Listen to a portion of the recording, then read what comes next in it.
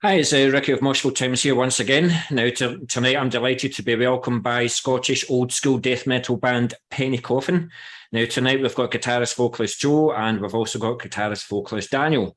Bassist Gary and drummer Panos are too camera shy for this tonight, so we'll probably just end up taking the mickey out of them for the next half hour. But how are you guys doing anyway? Have you managed to escape all this COVID nonsense and all that? Well, I've had it but months and months ago. But yeah.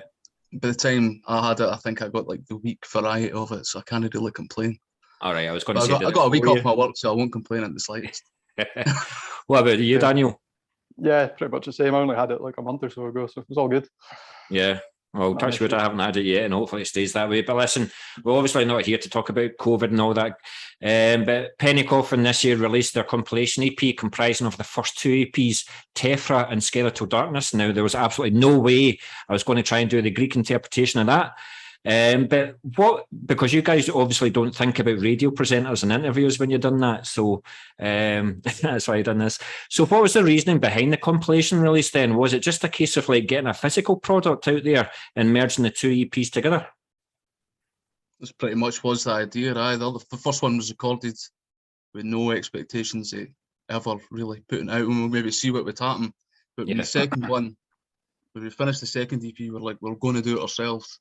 But even just a handful of copies, just for the kind of local people that we thought would have been interested. Yeah. So by the time that came about happening, we started kind of messaging about to see anybody else who'd be interested in putting it. And, but it was always going to be the idea. It was always going to be the two.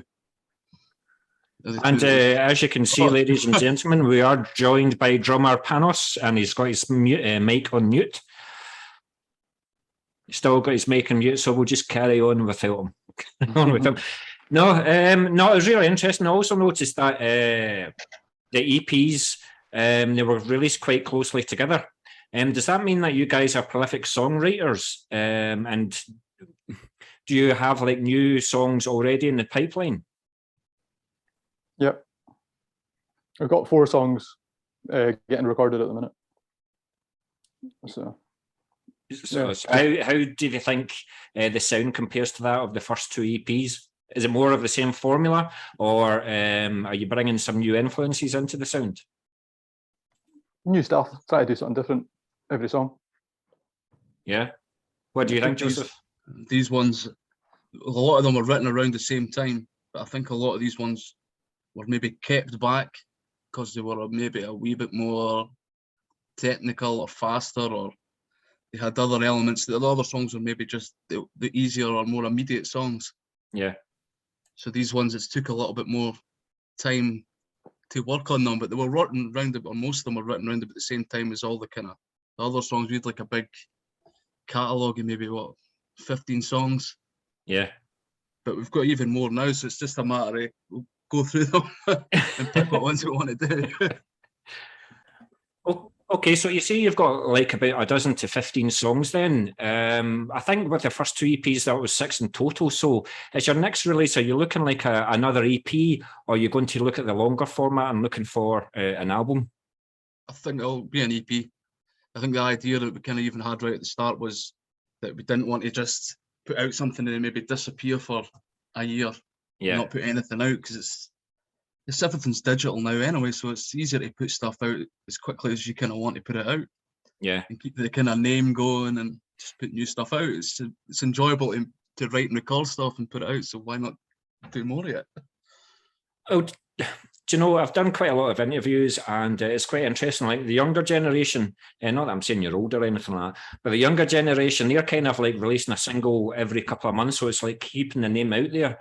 But the older generation, they like the beginning, the middle, and the end of an album, and looking at the sleeve and everything. It tells a story.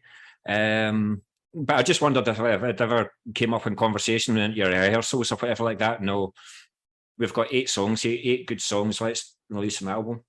I think like these days, people have quite short attention spans, for whatever. So it's better to release 2, 3, 4 songs. How many people have got like 45 minutes to sit and listen to an album and digest it, with the amount of stuff that's out. So that's kind of our mentality towards releasing stuff, you know. Very true. Very true. What about yourself, Panos? Are you quite excited about this new material that you've got and getting out there? It's been in the works for a long time.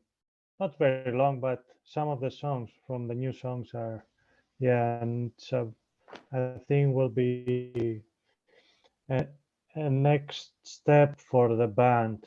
These songs is it's a level up, let's say, for the band.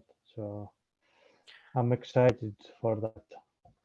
I'm definitely very excited to hear it, especially with what I've heard in the last 2 EPs. So long may that continue. But with the compilation EP then, have you thought of like the more visual side of the album? Like, did you have a discussion about maybe doing a video for the album? Oh, for the compilation, sorry. Not really thought about it. I don't think pretty much everyone's quite camera shy. I don't know if it would be acting or posing in a video. It's money as well. All stuff, it costs money. Yeah. I like the idea of doing something like that, but you want to do it in a cool way rather than just like go into some, I don't know, your rehearsal space. Yeah. Not that there's anything really wrong with that if you can get it done well, but again, it's all money. You need to know what you're doing, and I don't think I do. Yeah, I just wondered as well, like if a lyric video ever came up in your thoughts as well. You know, I don't know if there's a lower cost to do a lyric video than one where you're out in the middle of the woods or whatever. I've had emails and stuff like people kind of approach you to do those sorts of things, and they say they can do that for you, but at the same time, you don't want to get something that looks terrible. You know, just giving this guy loads of money. He's got this really slick digital version of your song. You're like, no, that's not really the way.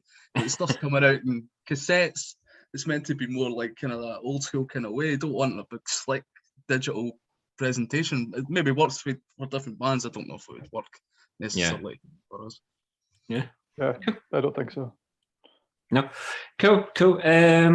So let me see. So with everything then that's happened over the last 18 months to 2 years, has it made you look more at the more business side of the band? Like, have you guys maybe taken on roles that you didn't expect to? Like marketing and keeping the name out there, for example. You didn't expect to do this, but now that you have to.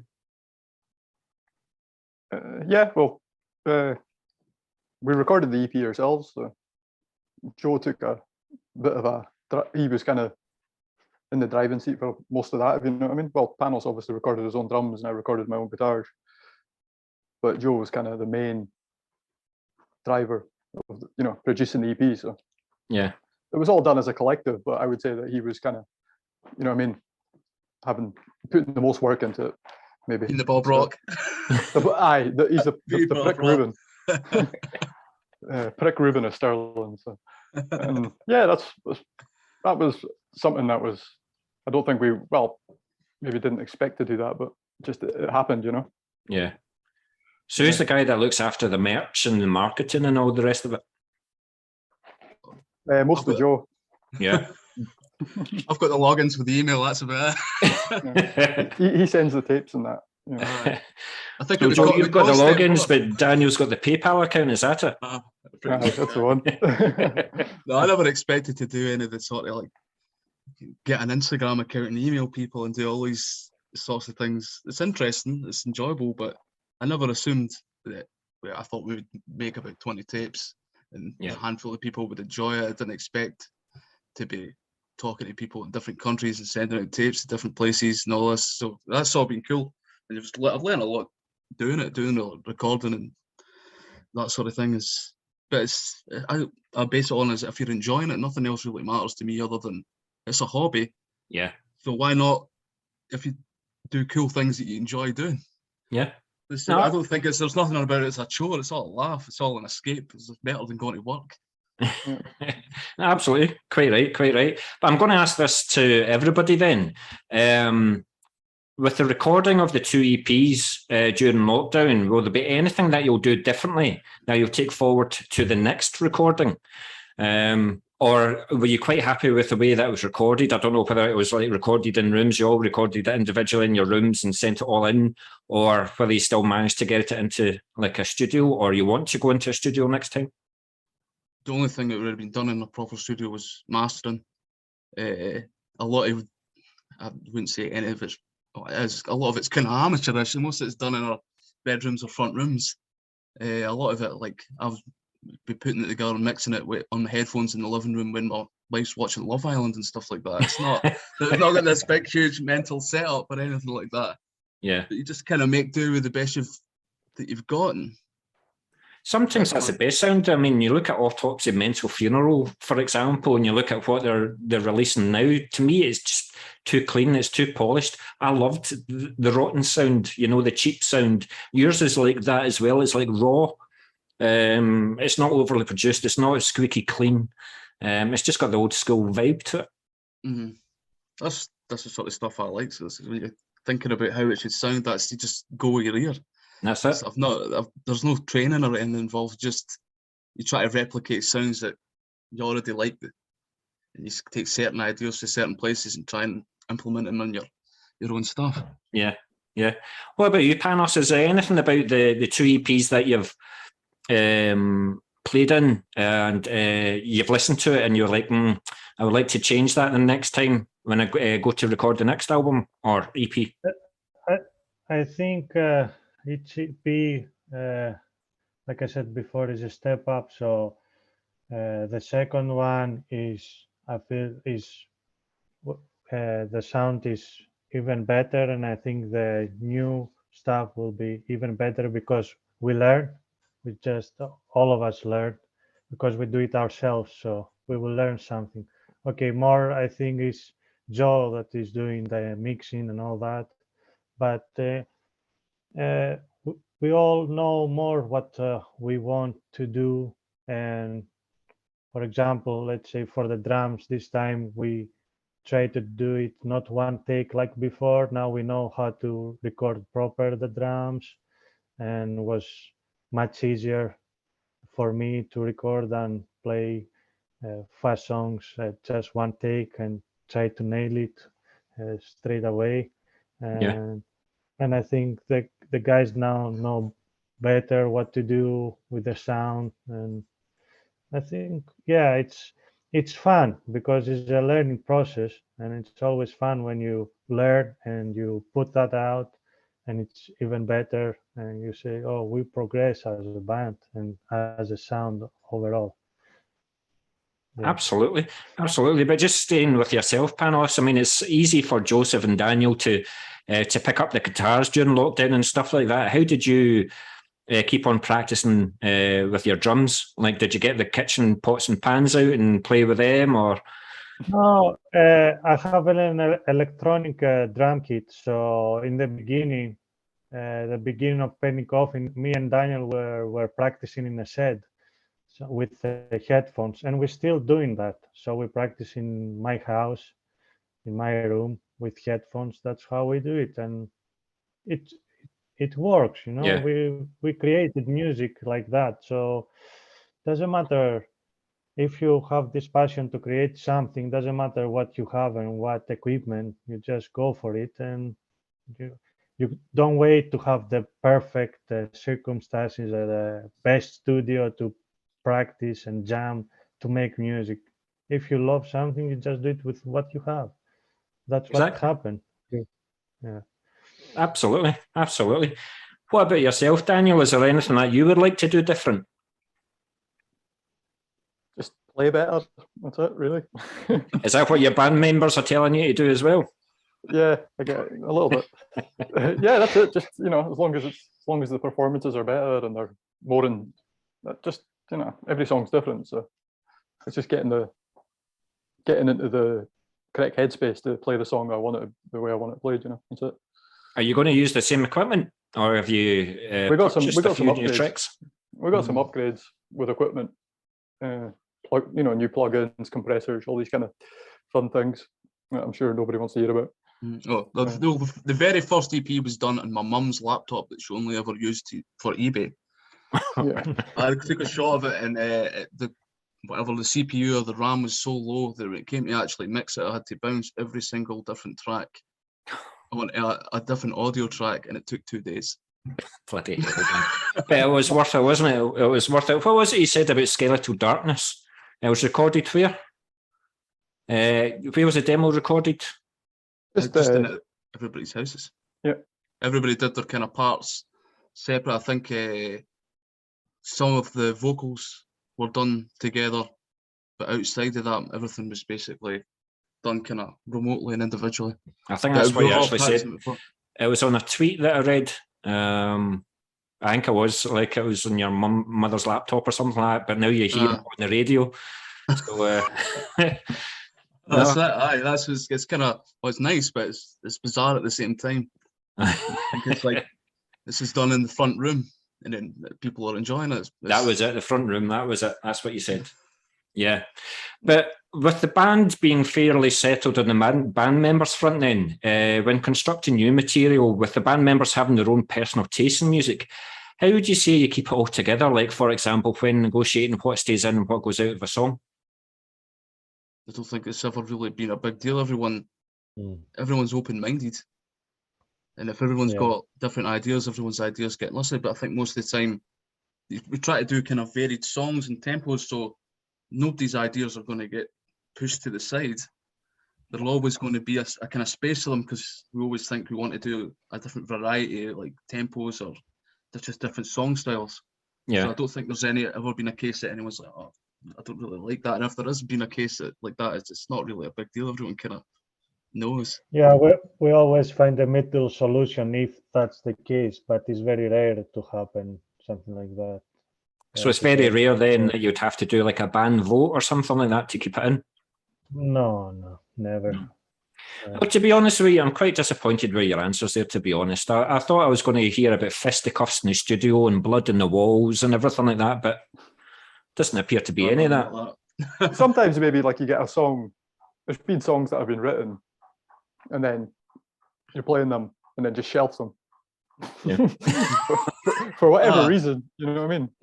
And they've been like fully formed songs, and then maybe you've just come up with a better one, like, and that's it, you know. So that just gets pushed to the back of the queue, forgotten about, and that's it, really. There always seems to be like certain songs that everyone's particularly proud of, yeah. Or maybe like I'll push for a certain song harder than others. So is there I just wondered if there was a moody one within the band. Shall we just say it's Gary because he's not here? He's really moody, he's a moaning face bastard. Always complaining. But with just talking about Gary there then, with him being the last member to join the band, first of all, I hope you made him audition twice. But also with the new material, and this is his opportunity to show his influence, what is he bringing to the songs? A real bass. It's like saying a bit like what it was done. On the first two, it was done with an encore bass that I got out the catalogue when I was like 14 for my Christmas. It gave you electric shocks. So there was a big, huge step up from there. And did it make you scream your vocals a wee bit louder? Maybe, yeah. But Gary knows, he knows all about production and sound production and stuff like that. So he's got his own ideas, and he's like, it's just added another kind of level for us. Yeah, I think the Gary gives his part is more. Gary for me is like our live sound. Without Gary, we will not have the sound we have now because of his knowledge, and I think that's gonna bring. That's what he's gonna bring in the new songs as well on the live situation. So, yeah, I think every one of us have different things to do in the band, and Gary is that piece that we didn't have, and it's very important for a band to have somebody to know the sound on stage and how to set up all the things and give the 100% every time that we are on stage on a sound prospect, you know. I was just worried that he was going to bring in his glam metal influences or anything like that to the Penny Coffin sound. No. He's not a fan of glam metal. He's not a fan of glam metal. He's got nice hair. That was why he's in the band. Yeah. He puts his tight jeans on and he becomes Iggy Pop. You know? Good stuff, man. Good stuff. Am I right in saying, well, Joe, you're obviously the main vocalist of the band. Do you take care of all the lyrics for Penny Coffin, or do you welcome contributions from all the members from the band? A lot of the time, it's maybe Peyton's got a song or I've got a song, and maybe we'll do most of the lyrics for the kind of songs that we've maybe got ourselves. But there's been other times when he's sent me lyrics and I've used them and put them in stuff that I've been working on, and kind of vice versa. So it's more like you're using each other for like a bit of inspiration or like sound ideas off.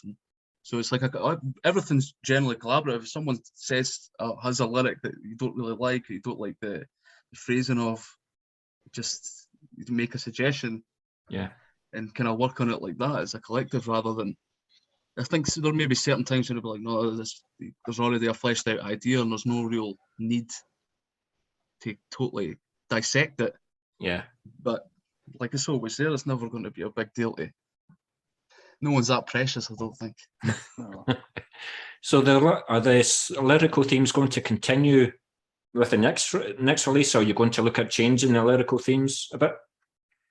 I think they're a little bit different. The new ones. I think they're more. The first EP was more about kind of employment, I suppose, and oppression to a point. And then the second one was, there was a couple of more personal songs on that. And then the third one is more about kind of just war and what's going on in the world right now, you know. So in the Western world. Are you ever going to release a ballad? Hopefully. Definitely. But I was just wondering, Daniel, like, is Joseph the type of guy that would send you a riff at 4 o'clock in the morning saying this is the best riff I've ever written, by the way? Probably. He's done that. I've done that. Definitely done that. Most of the stuff I would work on would be late at night after the kids are asleep, so it probably would be closer to 4 in the morning. Do you get any sleep at all? I think you've got 3, isn't it? 3, aye. I get some sleep. No wonder you sing death metal. You're angry all the time. But anyway, so as it's been a difficult couple of years for bands not to be playing any gigs, did you think of doing like a virtual gig over the course of the last year, just to like another way of keeping your name out there? I don't know whether you wanted to set up a couple of cameras in your rehearsal room and just play a 20 minutes, 30-minute set or something like that, just another tool and keeping out there.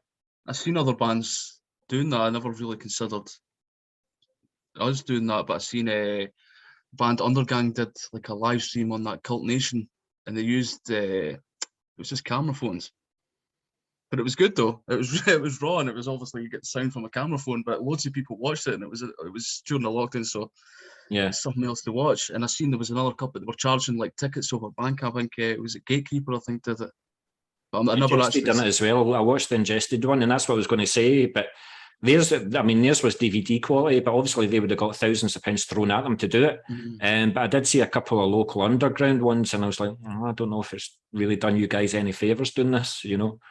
I don't know whether it was just poor quality of the camera and the sound and all the rest of it, but again, it was just another way of keeping your name out there. I just wondered if you'd ever thought of doing it.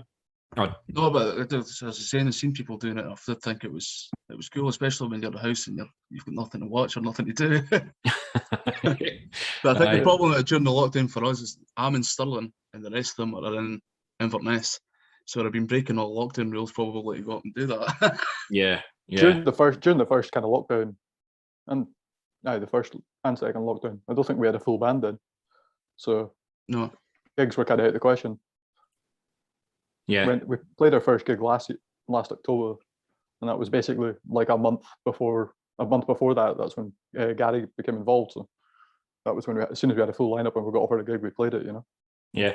So now that you can get together, then if you've got a string of dates coming up, or you just want to get this new EP sorted in, where do you meet up? Like, where do you rehearse? Me and Panos rehearse at his house, kind of on generally like a weekly basis. Yeah.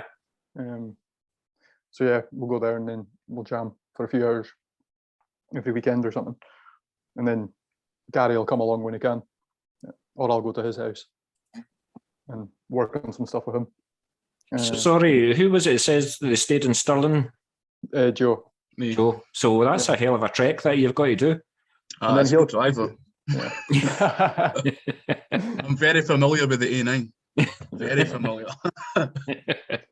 Yeah, and then when we've got more like gigs coming up, and Joe usually will come up for a couple of days and we'll jam, and that'll be that, you know. Yeah. Cool. That's excellent. Thanks very much, guys. Now, you recently got signed to, or you released the EP through Dry Cough Records. So how did that come about? How's the relationship been so far? And what do you hope Dry Cough Records will bring to Penny Coffin? Originally, I sent the stuff out. We got a kind of layout done for the tape and that kind of sorted. But to actually work with templates, you've got to kind of know Photoshop to get the stuff done for the tapes to produce them yourself. Right. So I was like, nah, I'll send it out and see if anybody else is interested in it. And so you were being lazy.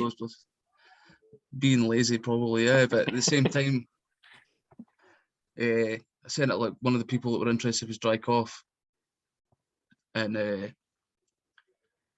sorry, I've lost what I am, but where is it he's based? Manchester. So did you have like a whole list of places that you were willing to send this to, or was it a select few that you deliberately targeted? I had like a handful of places that I thought it would suit, and Dry Cough would be one of those places. Dry Cough had started. I remember them putting out basically just kind of doom and sludge stuff. Yeah. But then they started putting out more of the kind of UK death metal stuff, and I was like, you would definitely be one of the places that would be good to get out. They just put out Gouger just before. Okay. And I was speaking to Kenny like maybe a couple of weeks before that, and he's saying, "Oh, I was asking us what happened." So Dave just sent it to them. I was like, "Well, I think maybe I'll do that." Was it quite a quick turnaround? Like, did they say, "Listen, guys, we really like your stuff. We're willing to do X, Y, and Z for you"? About 2 days. He heard the first stuff, and he said, "Let me check it on different speakers." And I sent him the new stuff, and he was like, "Oh, I love it." So in the space of a couple of weeks, it was out. Yeah. But he's obviously built up kind of like his own audience already. So it went from maybe like just a handful of people that we'd got to kind of know through the first EP. Yeah. To having this other bigger audience for the stuff, and it just worked out really well. Yeah. I don't know if you're allowed to say, but is it going your next release? Is it going to be through the same? I haven't sent it out or anything like that. I hope so. Yeah. And the first one's it's done quite well, so I'm hoping. Yeah. But if not, I could say either way. Aye. It's not at the stage to be sending it to anybody yet. You know what I mean? Yeah. Once it's kind of completed. Yeah, that's what I mean. It's not. So we might send it to him, and it might say it's a load of shite. So I highly doubt that. If it does, then you're just gonna have to fucking deal with it, you know. I highly doubt that.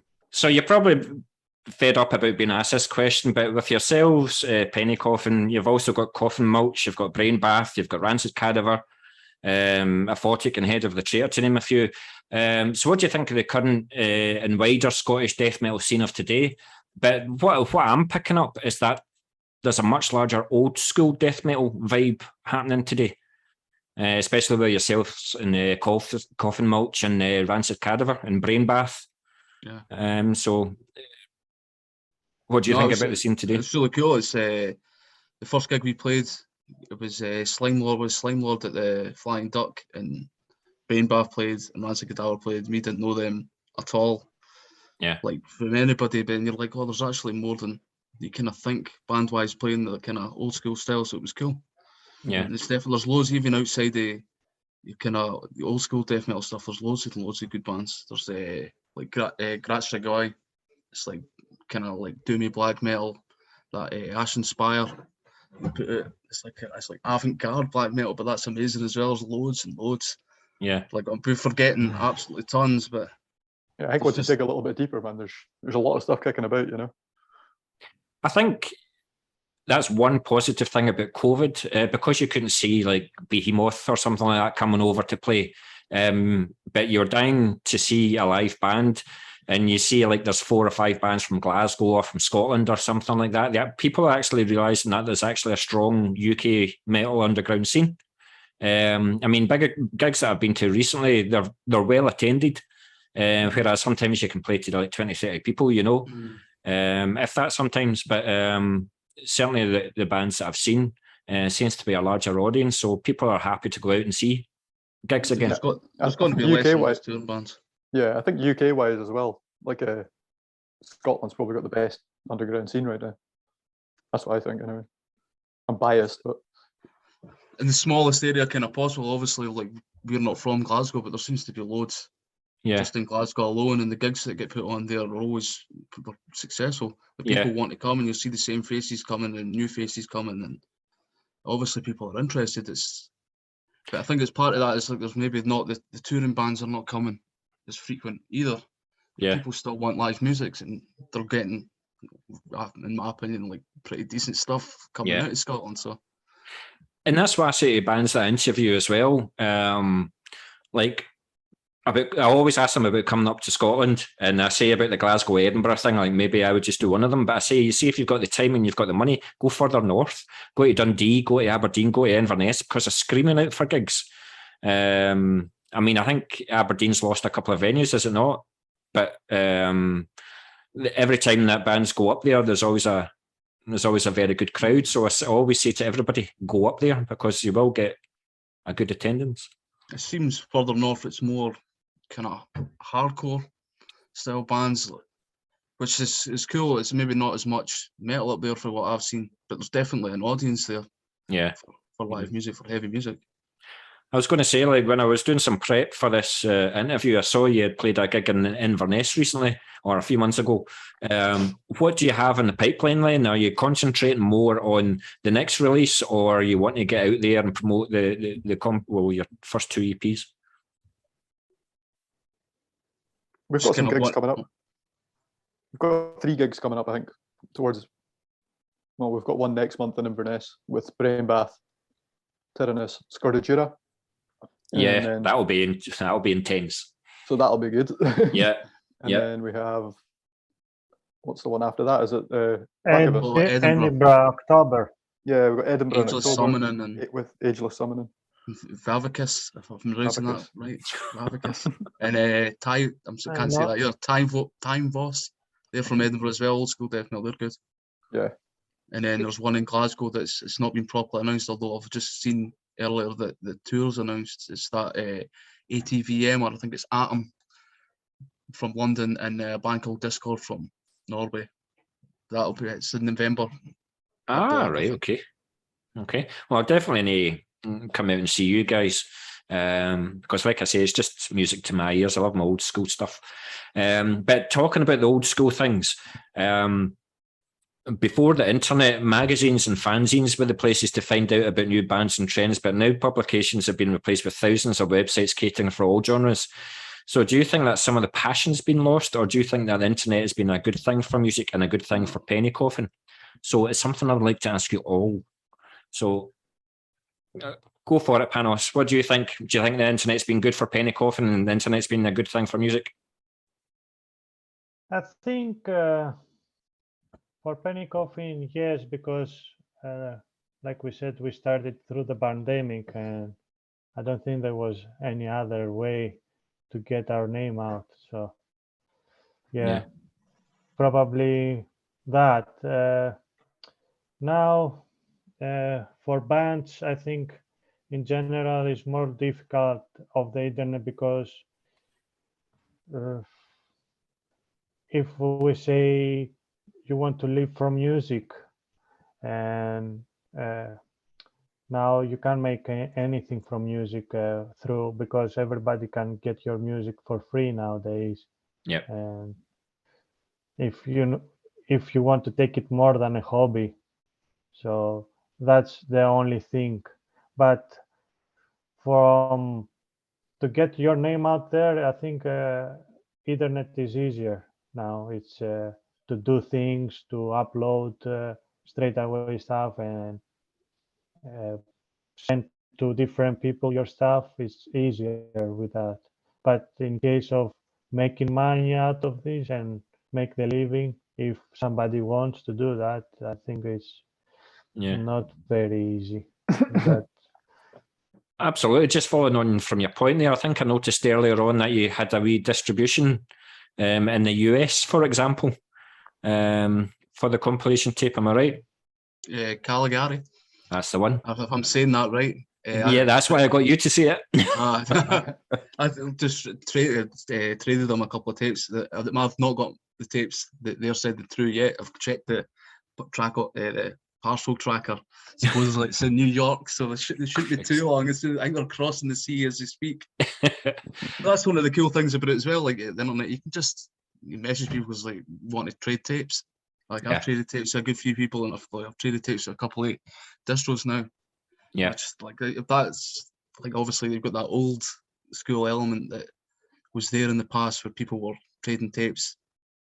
So, but it's the same carry on now. It's just kind of done differently over the internet.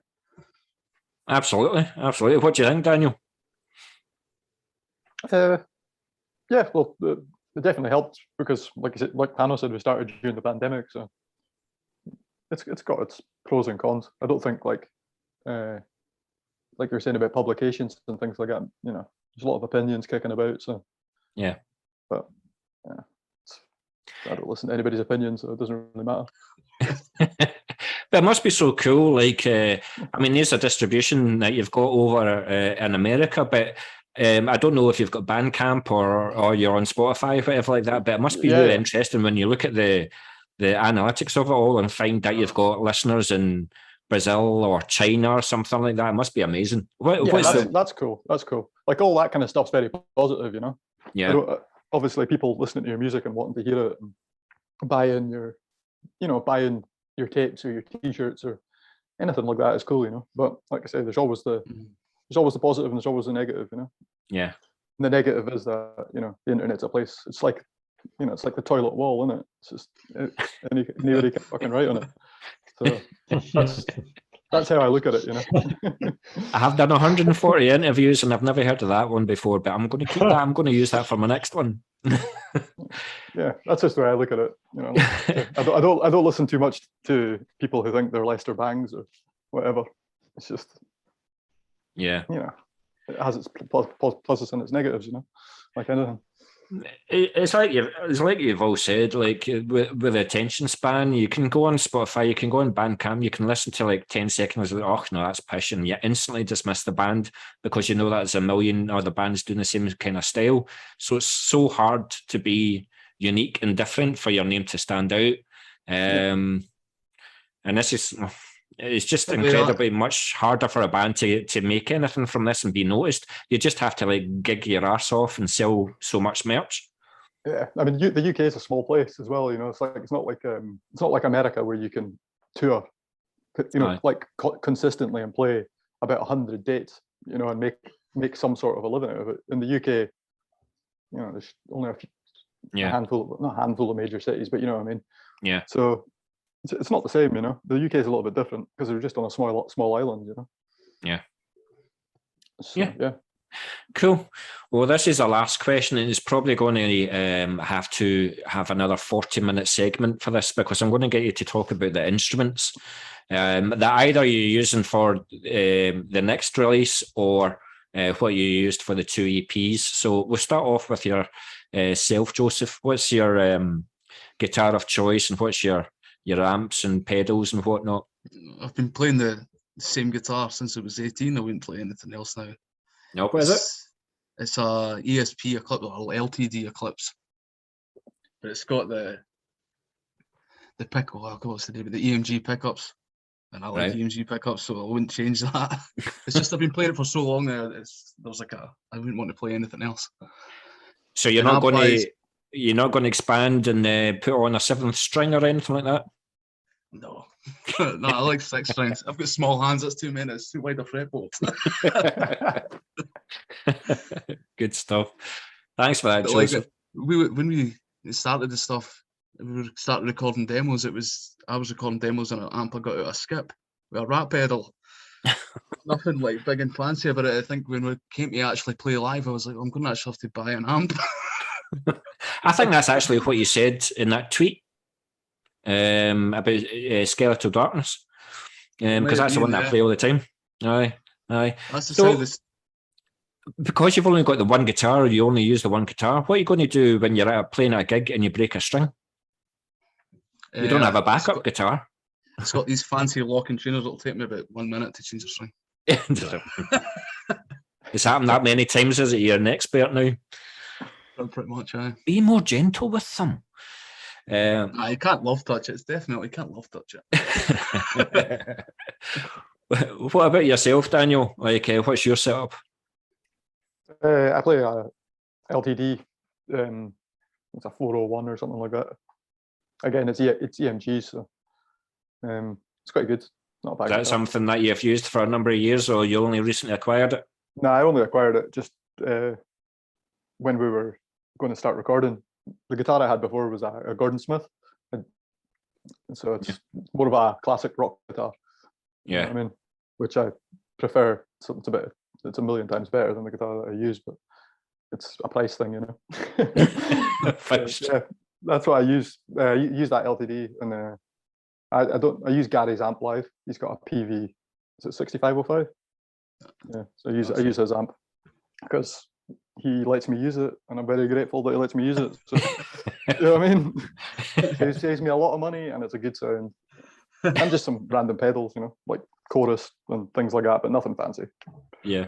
Yeah. With you two also being the vocalists, now when I say vocalists, Daniel, I want to see more of your vocals, mate. But is there, like, Joseph, as you went through like a particular range of microphones, like, and you like this particular sound, or you just like, give me an SM50 and I'll fucking sing into it? No, I was sticking with the kind of theme of a lot of what I've been saying. It was the microphone I bought to record with was the cheapest microphone on Amazon. And the mic stand is a Rock Jam mic stand that is actually a child's karaoke mic stand. There's nothing. An SM58, lovely, yeah, but if you get all these things, it doesn't matter to me. It just has to get. You just do it. Hook or by crook, you just do it.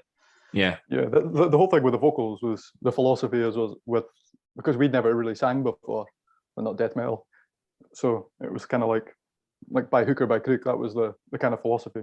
It was we were going to throw effects at it and make it sound like as harsh as possible. You know what I mean?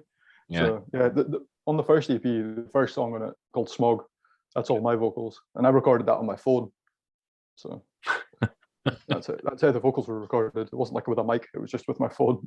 We actually tried it with a mic, and we thought the phone sounded better. So aye, there you go. That's incredible. You're giving away your secrets here.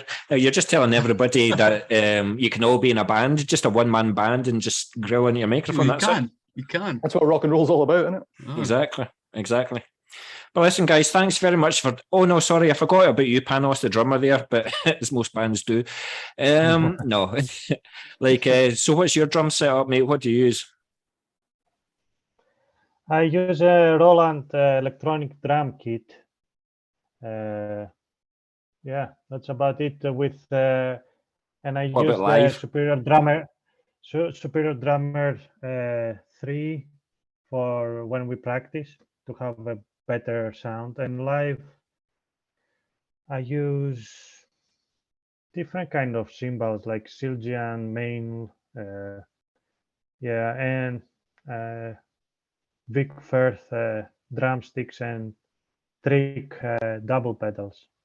Yeah, that's because usually when we play gigs, like most of the times they have a drum kit there, so I have just a Yamaha drum kit gig maker. I think I just bought it for our practices when we have on studios, because I want to have my own drum kit, because every time when we play in a studio maybe it's beaten up or it's something is missing, or so it's better to have your own stuff, you know, to make it a little bit more professional, let's say.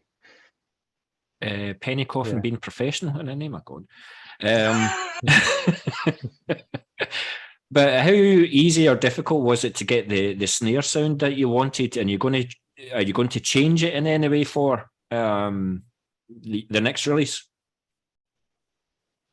Well, the snare sound, we will check that when we finish with the rest of the instruments, and we will check with Joe what the snare we want. And yeah.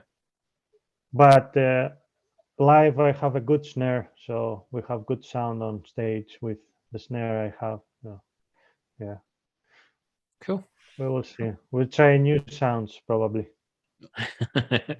Good. Just don't let Gary's Motley Crue influence come into the sound. That's the main thing. But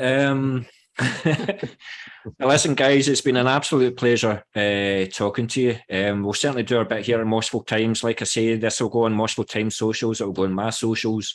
We'll continue to play you on the radio station. So when you've got anything new, just keep in touch with us.